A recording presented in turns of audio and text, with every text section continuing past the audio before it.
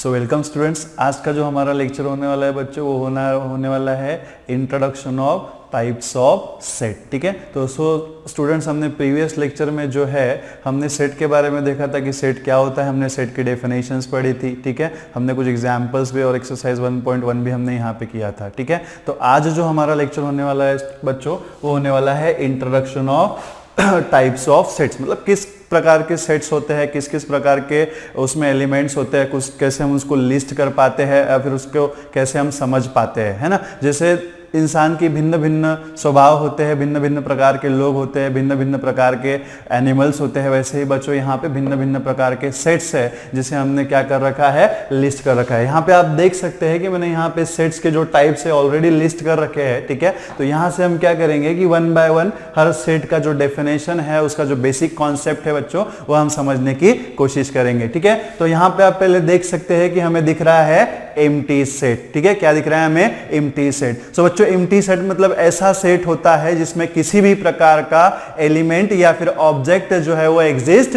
नहीं करता, जो पूरी तरीके से खाली हो। ठीक है, जो पूरी तरीके से खाली हो, जिसमें किसी भी प्रकार का कोई भी ऑब्जेक्ट या फिर एलिमेंट प्रेजेंट ना हो, ऐसे सेट को हम बोलते हैं बच्चों empty set. A set which does not contain the any element is called as a empty set. ठीक है, और ये जो एम्प्टी सेट है बच्चों इसको हम फाई से डिनोट करते हैं। ठीक है, एम्प्टी सेट जो है वो हमारा फाई से डिनोट करते हैं या फिर इसको आप ऐसे कर्ली ब्रैकेट में भी डिनोट कर सकते हैं। ठीक है, तो बच्चों एम्प्टी सेट क्या होता है, इस प्रकार का सेट है जिसमें किसी भी तरीके का कोई भी एलिमेंट या फिर कोई भी ऑब्जेक्ट जो है वो प्रेजेंट नहीं होता है, और उसे हम किससे डिनोट करते हैं बच्चों, फाई से और कर्ली ब्रैकेट से डिनोट करते हैं। ठीक है, इसके ऊपर के हम कुछ एग्जांपल्स देखेंगे।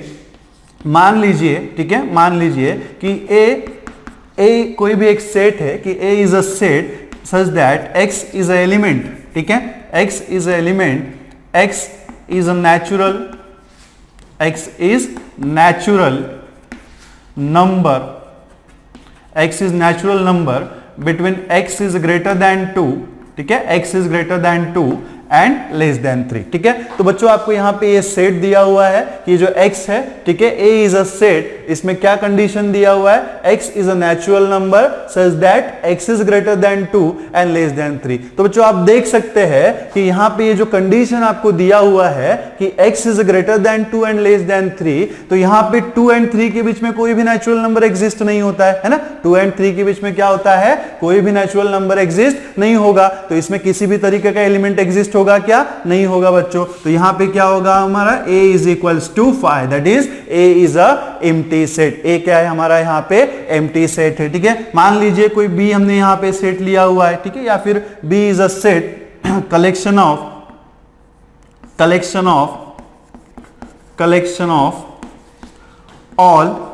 all girls, collection of all girls in boys college. ठीक है, collection of all girls in boys college.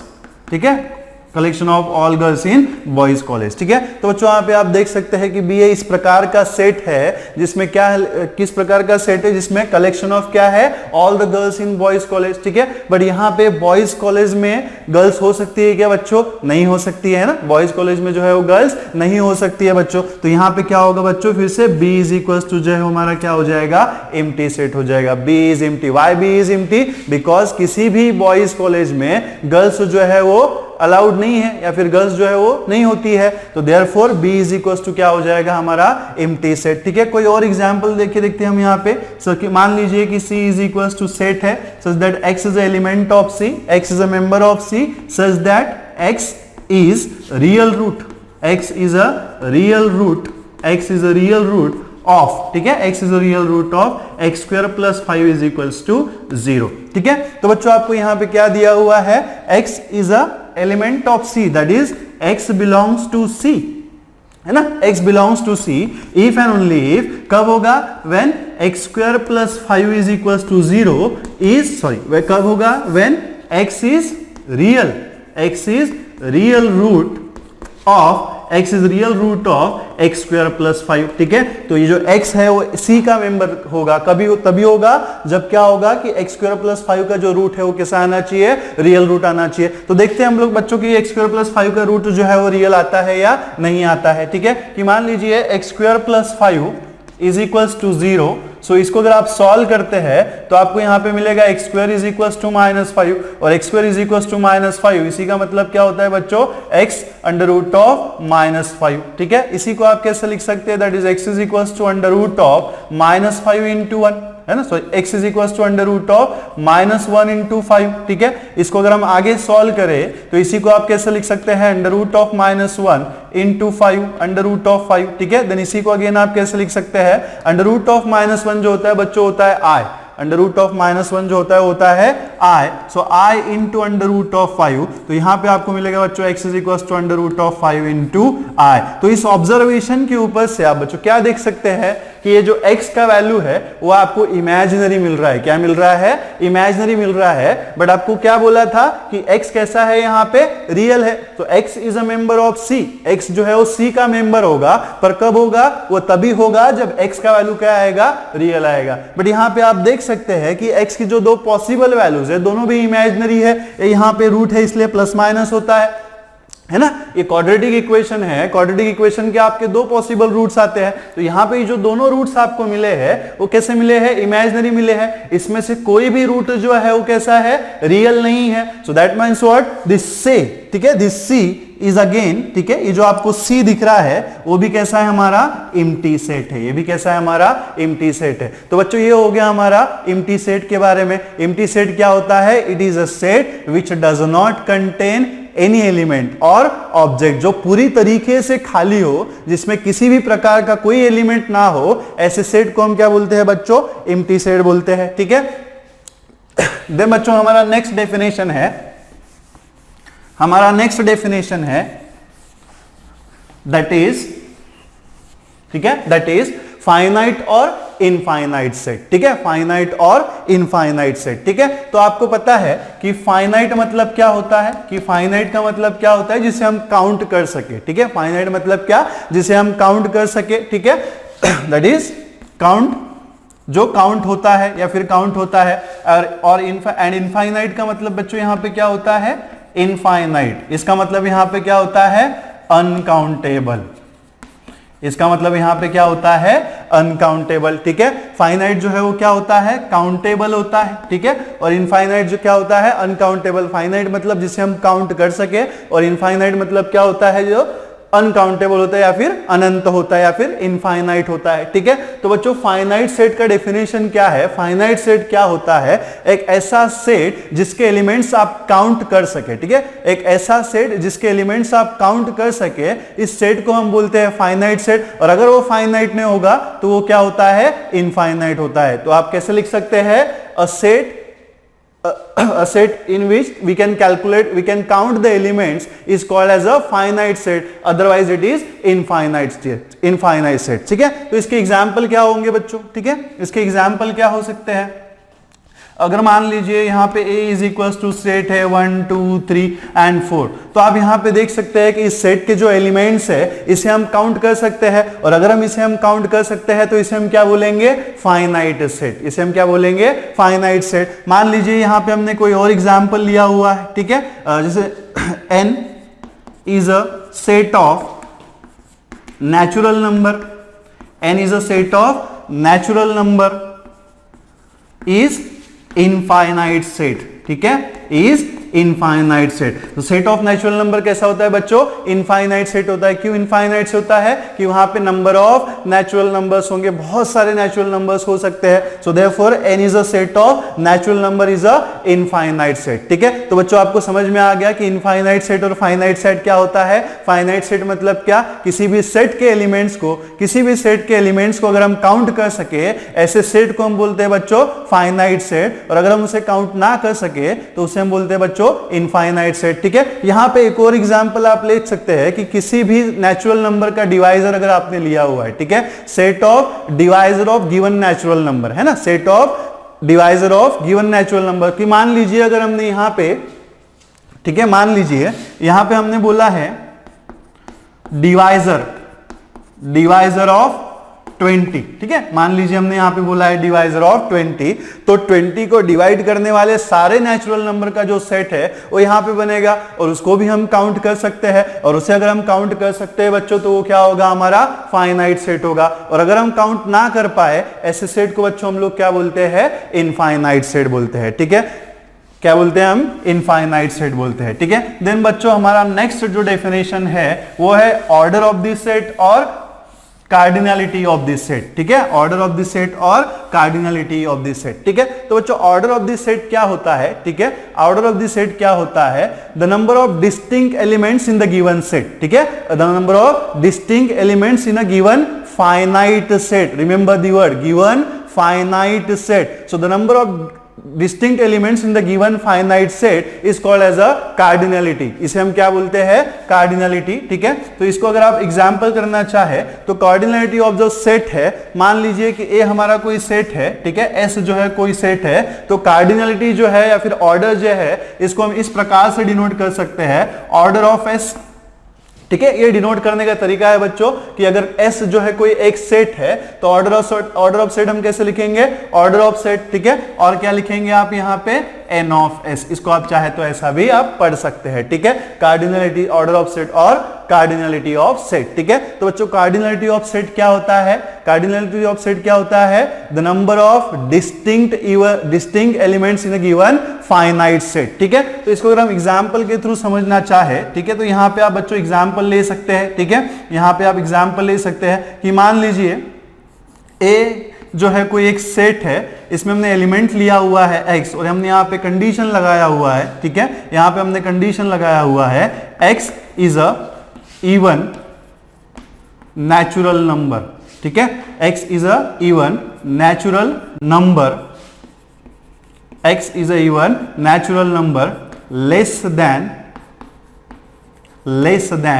8, ठीक है, लेस देन 8, ठीक है। तो यहां पे अगर हम इसको काउंट करना चाहे तो आपको a इज इक्वल्स टू क्या मिलेगा, ठीक है। इसको अगर हम रोस्टर फॉर्म में लिखना चाहे तो यहां पे क्या बोला गया है कि x जो है वो कैसा है, नेचुरल नंबर है, कैसा है, नेचुरल नंबर है, और वो लेस देन कैसा है, 8 है, इट इज लेस देन 8। तो 8 के पहले जो भी हमारे इवन नेचुरल नंबर है उसको हम लिस्ट कर सकते हैं, क्या होगा बच्चों, 2 हो सकता है, 4 हो सकता है, देन 3 हो सकता है, सॉरी क्या हो सकता है, 6 हो सकता है, ठीक है। सो दिस इज A, ठीक है। सो देयरफॉर आप क्या लिखेंगे यहाँ पे, order of A, order of A अगर आपको लिखना है तो आप कैसे लिख सकते हैं, देख सकते हैं यहाँ पे नंबर ऑफ डिस्टिंक्ट एलिमेंट्स कितने हैं, 3 है, नंबर ऑफ डिस्टिंक्ट एलिमेंट्स कितने हैं, 3 है। सो इसका ऑर्डर जो है बच्चों कितना हो जाएगा, 3 हो जाएगा, ठीक है। कितना हो जाएगा, 3 हो जाएगा। बच्चों एक बात आपको यहाँ पे ध्यान में रखना है कि जब आप ऑर्डर फाइंड आउट करते हैं तो आपको डेफिनेशन में बहुत फोकस करना है। डेफिनेशन क्या बोलता है, नंबर ऑफ डिस्टिंक्ट एलिमेंट्स, ठीक है। क्या बोलता है, number of distinct elements,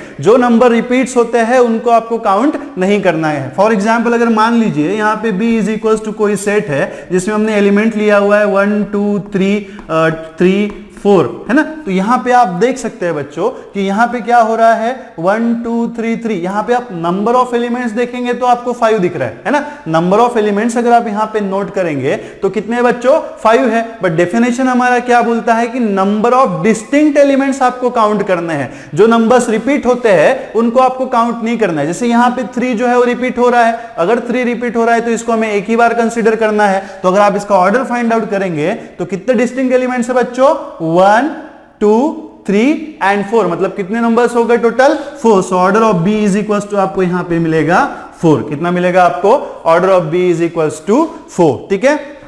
so this is the order of this set और कार्डिनलिटी ऑफ दिस सेट, ठीक है। देन बच्चों नेक्स्ट डेफिनेशन जो है हमारा वो है इक्विवेलेंट सेट, ठीक है। नेक्स्ट डेफिनेशन जो है वो हमारा है इक्विवेलेंट सेट। इक्विवेलेंट सेट क्या होता है इसके बारे में अभी हम देखेंगे, ठीक है। इक्विवेलेंट सेट क्या होता है इसके बारे में अभी हम लोग देखेंगे, ठीक है। तो बच्चों इक्विवेलेंट सेट मतलब एक ऐसा सेट होता है, ठीक है। इक्विवेलेंट सेट मतलब एक ऐसा सेट होता है कि अगर आप सेट ए के हर एलिमेंट को, ठीक है, अगर आप सेट ए के हर एलिमेंट को सेट बी के हर एक एलिमेंट के साथ पेयर कर सके, ठीक है, या फिर सेट बी के हर एलिमेंट को सेट ए के एक किसी भी एक एलिमेंट के साथ अगर आप पेयर कर सके तो ऐसे सेट को हम बोलते हैं बच्चों इक्विवेलेंट सेट। ऐसे सेट को हम लोग क्या बोलते हैं? Equivalent set. या फिर अगर ऐसा भी बोल सकते हैं कि number of distinct elements if the A and B are finite set, if A and B are finite set and having the same distinct elements, ठीक है, having same distinct elements, तो तब उसे हम क्या बोलेंगे? Equivalent set. ठीक है, तब उसे हम क्या बोलेंगे? Equivalent set. तो बच्चों हमारा जो नेक्स्ट डेफिनेशन है वो हमारा इक्विवेलेंट का, equivalent of set, equivalent set क्या होता है? तो बच्चों दो सेट्स को इक्विवेलेंट हम कब बोल सकते हैं? अगर मान लीजिए सेट ए और सेट बी जो है वो फाइनाइट सेट है, सेट ए और सेट बी जो है फाइनाइट सेट है, तो सेट ए और सेट बी को हम इक्विवेलेंट बोलेंगे। हम उसे तभी इक्विवेलेंट बोलेंगे जब वहां पे नंबर ऑफ डिस्टिंक्ट एलिमेंट्स जो है वो सेम हो। ठीक है, क्या हो? Number of distinct element. यहां पे आपको थोड़ा अंडरलाइन करना पड़ेगा कि नंबर ऑफ, ठीक है, नंबर ऑफ डिस्टिंक्ट एलिमेंट्स। ठीक है, नंबर ऑफ डिस्टिंक्ट एलिमेंट्स। यहां पे हमने सेम एलिमेंट्स नहीं बोला है बच्चों। ठीक है, नंबर ऑफ डिस्टिंक्ट एलिमेंट्स। सिर्फ एलिमेंट्स बोला हुआ है क्या? नहीं, क्या बोला है? नंबर। उनका नंबर जो है वो सेम होना चाहिए। अगर नंबर ऑफ डिस्टिंक्ट एलिमेंट्स किसी भी दो फाइनाइट सेट में सेम होते हैं तो उसे हम लोग बोलते हैं बच्चों इक्विवेलेंट सेट। वो सेट्स क्या होते हैं हमारे? Equivalent set. In other language आप उसे ऐसा भी बोल सकते हैं कि अगर ऑर्डर ऑफ सेट किसी भी दो सेट का अगर ऑर्डर ऑफ सेट जो है इक्वल है, किसी भी दो सेट्स का अगर ऑर्डर ऑफ सेट जो है वो इक्वल है तो उसे हम बोलेंगे equivalent set. In other words आप उसे क्या बोल सकते हैं कि अगर किसी भी दो सेट्स का ऑर्डर ऑफ सेट जो है वो इक्वल होता है तो उसे आप क्या बोल सकते हैं? इक्विवेलेंट सेट बोल सकते हैं। या फिर ऐसे आप ऐसा भी ध्यान में रख सकते हैं, if A and B are the two finite set, ठीक है, then we say that the A and B are equivalent if and only if when, if and only if when, जब वहां पे क्या होगा? नंबर ऑफ डिस्टिंक्ट एलिमेंट्स जो है वो क्या होंगे? हमारे सेम होंगे। ठीक है, नंबर ऑफ डिस्टिंक्ट एलिमेंट्स जो बच्चों क्या होने चाहिए? वो सेम होने चाहिए। ठीक है, एग्जांपल हम यहां पे देख सकते हैं बच्चों। एग्जाम्पल, ठीक है, कि मान लीजिए यहाँ पे set A is equal to है, इसमें एलिमेंट्स है हमारे 2 and 3। ठीक है, इसमें एलिमेंट्स जो है वो हमारे क्या है? यहाँ पे 2 and 3 है। और यहाँ पे मान लीजिए, ठीक है, कि सेट B है। ठीक है, सेट B है, इसमें यहाँ पे आप देख सकते हैं कि A and B है। ठीक है, क्या है हमारे? A and B है। तो आप यहाँ पे देख सकते हैं कि नंबर ऑफ एलिमेंट्स जो है वो कैसे है? सेम है। इसमें भी नंबर ऑफ डिस्टिंक्ट एलिमेंट कितने हैं? 2 है, और इसमें भी नंबर ऑफ डिस्टिंक्ट एलिमेंट्स कितने हैं? 2 है। तो यहाँ पे आप क्या लिख सकते हैं? A is equivalent to B, और यहाँ पे A is equivalent to B लिखने का तरीका है ऐसे बच्चों, A is equivalent to B, this is a sign of equivalent. ठीक है, तो इसको आप कैसे डिनोट करेंगे? A is equivalent to B, और इसको आप ऐसा भी डिनोट कर सकते हैं, A is equivalent to B। ठीक है, तो ये दोनों साइन जो है आप इक्विवेलेंस के लिए जो है वो यूज कर सकते हैं बच्चों। ठीक है, मान लीजिए, ठीक है, कि मान लीजिए यहाँ पे A इज इक्वल टू हमारे पास 3 है। ठीक है, और यहाँ पे जो B है and B is equal to, अगर हमारे पास यहाँ पे B इज इक्वल टू हमारे पास है X such that X is अ, ठीक है, X is a even natural number. ठीक है, X is a even natural number. ठीक है, X जो है हमारा क्या है? इवन नेचुरल नंबर है। तो बच्चों की X is even natural number है। अगर X is even natural number होगा तो यहाँ पे बहुत सारे नंबर्स हो सकते हैं बच्चों, है ना। X is even natural number अगर हमने बोला हुआ है तो यहाँ पे बहुत सारे नंबर हो सकते हैं। तो यहाँ पे number of distinct element same है क्या बच्चों? नहीं है। यहाँ पे नंबर ऑफ डिस्टिंक्ट एलिमेंट्स कैसे है? सेम नहीं है। तो यहाँ पे हम क्या लिखेंगे बच्चों? A is not equivalent to B। यहाँ पे A कैसा है? Is not equivalent to B, because equivalent sets कब होते हैं? जब दोनों का ऑर्डर जो है या फिर कार्डिनलिटी जो है वो सेम होती है, या फिर वो जब क्या करते हैं? Same number of distinct elements contain करते हैं। ठीक है, उसी सेट्स को हम इक्विवेलेंट बोल सकते हैं जिन दोनों का ऑर्डर या फिर कार्डिनलिटी जो है वो क्या होनी चाहिए? सेम होनी चाहिए बच्चों। ठीक है, तो ये हो गया बच्चों हमारा इक्विवेलेंट सेट। ठीक है, देन आता है बच्चों इक्वल सेट। तो इक्वल सेट के बारे में आप ये बोल सकते हैं कि किसी भी सेट को आप इक्वल तभी बोल सकते हैं जब क्या होगा कि A के अंदर के एलिमेंट्स जो है वो B में हो और B के सारे एलिमेंट्स जो हो क्या हो? A में हो। That means what? इसी को आप अदर लैंग्वेज में लिखना चाहे तो इसी को आप ऐसा भी लिख सकते हैं कि X belongs to A, if X belongs to A implies, ठीक है, implies X belongs to B होता है, and if X belongs to B implies X belongs to A होता है, तो आप क्या बोल सकते हैं कि दो सेट्स जो है वो क्या है? इक्वल है। ठीक है, सो इक्वल होने के लिए क्या होना चाहिए बच्चों? अगर सेट A में जो एलिमेंट्स है वही सेम एलिमेंट सेट B में है, और सेट B में जो एलिमेंट्स वही एलिमेंट अगर सेट A है, तो सेट को हम क्या बोलेंगे बच्चों? उन दोनों सेट्स को हम क्या बोलेंगे? Equal set. ठीक है बच्चों, यहाँ पे आपको डिफरेंस ध्यान में रखना है कि इक्वल सेट और इक्विवेलेंट सेट में क्या डिफरेंस है ना। इक्वल सेट और इक्विवेलेंट सेट में क्या डिफरेंस है? तो इक्वल सेट सेट में हमने क्या बोला है कि वहां पे सारे एलिमेंट्स जो होते हैं वो सेम होते हैं, है ना, सारे एलिमेंट्स जो होते हैं वो क्या होते हैं, सेम होते हैं। बट इक्विवेलेंट सेट में सेम होते हैं क्या, नहीं होते हैं। इक्विवेलेंट सेट में क्या होता है, number of distinct element same होते हैं, मतलब उनका जो नंबर है, ऑर्डर है, वो सेम होता है, बट एलिमेंट सेम नहीं होते हैं। और इक्वल सेट में क्या होता है कि उसमें के एलिमेंट्स जो है दोनों सेट में के सेम होते हैं, ठीक है, तो उसे हम क्या बोलते हैं, इक्वल सेट, ठीक है। देन बच्चों आता है हमारा सिंगलटन सेट, ठीक है। सिंगलटन सेट बहुत आसान सा डेफिनेशन है। सिंगलटन सेट मतलब एक ऐसा सेट जिसमें सिर्फ एक ही एलिमेंट प्रेजेंट हो, ठीक है। क्या ध्यान में रखना है बच्चों, सिंगलटन सेट मतलब ऐसा सेट जिसमें क्या हो, एक ही एलिमेंट प्रेजेंट हो या फिर एक से ज्यादा उसमें एलिमेंट्स नहीं हो सकते हैं, ठीक है। तो अगर आप एग्जांपल यहां पे लेना चाहे तो इस तरीके की एग्जांपल आप ले सकते हैं, ठीक है। एग्जाम्पल अगर आप लेना चाहे तो इस तरीके से आप एग्जाम्पल ले सकते हैं, ठीक है। Example a is equal to, मान लीजिए कि a जो है हमारा कोई एक सेट है जिसमें हमने एलिमेंट लिया हुआ है x, ठीक है, और यहां पे हमने x को डिफाइंड कर रखा है, x is a even prime, x is a even prime number, x is a even prime number, ठीक है। तो यहां पे आप देखो प्राइम नंबर क्या होते हैं बच्चों। अगर प्राइम नंबर को आप लिस्ट करना चाहिए, हमने प्रीवियस लेक्चर में प्राइम नंबर के बारे में हमने बात की थी कि प्राइम नंबर क्या होता है। प्राइम नंबर एक ऐसा नंबर होता है जो क्या होना चाहिए, ग्रेटर देन 1 होना चाहिए, उसके ओनली 2 फैक्टर्स पॉसिबल होने चाहिए। कौन से फैक्टर्स होते हैं, एक तो 1 होगा या तो फिर वो खुद होगा, ठीक है। तो अगर हम प्राइम नंबर लिस्ट करना चाहे बच्चों तो हमारे पास कौन से प्राइम नंबर है, 2 है, 3 है, देन 5 है, देन 7 है, देन 9 है एंड सो ऑन, ठीक है। तो बच्चों आप यहां पे देख सकते हैं कि यहां पे ओनली प्राइम नंबर जो है वो 2 है ना। यहां पे ओनली प्राइम नंबर जो है क्या है, 2 है। तो यहां पे a इज इक्वल टू बच्चों आपको यहां पे क्या मिलेगा, 2 मिलेगा, ठीक है, because only prime number is 2, है ना, बिकॉज ओनली प्राइम नंबर जो है वो कैसा है हमारा 2 है। तो आपको a इज इक्वल टू बच्चों क्या मिलेगा, 2 मिलेगा, ठीक है। So this is example of the singleton set, ठीक है। तो बच्चों आज के लेक्चर में हमने क्या देखा है, हमने डिफरेंट टाइप्स के सेट्स देखे हैं। हमने एम्प्टी सेट देखा है, हमने फाइनाइट सेट देखा और इनफाइनाइट सेट देखा है, हमने ऑर्डर ऑफ सेट देखा है, कार्डिनलिटी देखी है, हमने इक्विवेलेंट सेट देखा है और इक्वल सेट देखा है, साथ ही हमने क्या देखा है बच्चों, सिंगलटन सेट देखा है, ठीक है। So these are the types of this set, ठीक है बच्चों। ये जो सेट्स है ये आपका बेसिक्स है, ये आपका बेस क्रिएट करने वाले हैं, तो इसके ऊपर आपको थोड़ा ज्यादा ध्यान देना है, इसको बहुत अच्छे से समझना है और बहुत आसानी से समझना है।